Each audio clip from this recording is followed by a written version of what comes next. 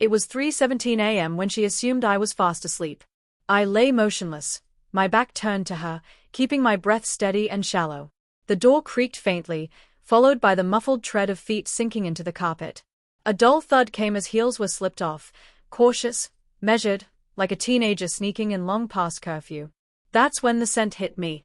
A cologne clinging to her skin, one I had never owned or worn. She moved with the nervousness of someone trying to bury guilt under the cover of night. But I wasn't sleeping. I hadn't truly slept in months. Every urgent meeting, every sudden change in schedule, every vague excuse had built into a truth I could no longer deny. She slipped beneath the covers, her weight pressing the mattress beside me. A small, satisfied sigh escaped her lips, the kind of exhale that comes after a night spent exactly how one wanted. And at that moment, I knew with absolute certainty, not just that she was unfaithful, but that she felt no remorse. She mistook my silence for ignorance. She believed she could keep weaving lies indefinitely. But she didn't realize I had already pieced it all together. The credit card charges at places she swore she never went. A second phone tucked away. A hotel reservation under a false name, the same alias she once used back when she was winning me over. That was the part that pierced deepest. The tricks that once drew me in were now used to betray me.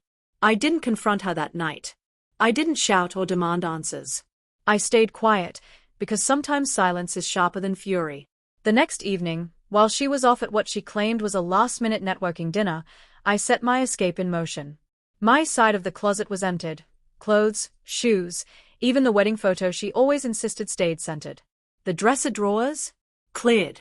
The safe? Wiped clean. My name vanished from the lease, the bills, even the Netflix account. On her pillow, I left a single envelope. Inside were divorce papers already signed and dated, along with one sentence scrawled in thick black ink: "I hope he was worth it." I didn't linger to see her find it.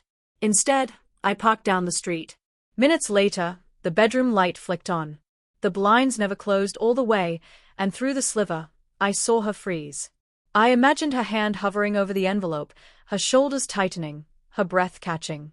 I didn't need to see more, I had pictured her reaction countless times already. Her calls started before dawn. 30 in total. The voicemails bled with panic, denial, and desperation, spoken in the same voice that had once been home to me. I didn't answer. I wouldn't give her the relief of my anger. I had poured too much of myself into someone who only drained me. That night, I checked into a small guest house at the edge of town.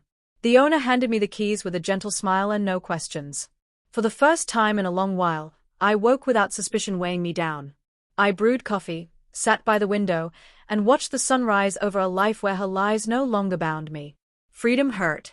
Leaving isn't clean. That night, I wept. I screamed into a pillow. I grieved not just the marriage, but the version of myself that tolerated too much for too long. Yet beneath the ache, there was something unshakable. I had chosen truth. And that mattered more than the loss. 2 weeks passed with complete silence from me. Friends began reaching out, unsure what had happened. My response was always the same: ask her. Word spread quickly. She wouldn't admit the affair, but she made sure to tell everyone I'd abandoned her, painting me as cold, as though she had expected me to keep swallowing her lies night after night. Then one morning, I opened the cabin door, and there she was. No makeup, hair tied back, eyes swollen from sleeplessness. She looked at me the way someone looks at a ghost from another lifetime, unsure, aching, desperate for something familiar. "Please," she whispered. "Can we talk?" I stepped aside. Not from pity, but for closure. She walked in slowly, eyes drifting over the bare wooden walls. We sat across from each other. She began with excuses. It wasn't meant to happen.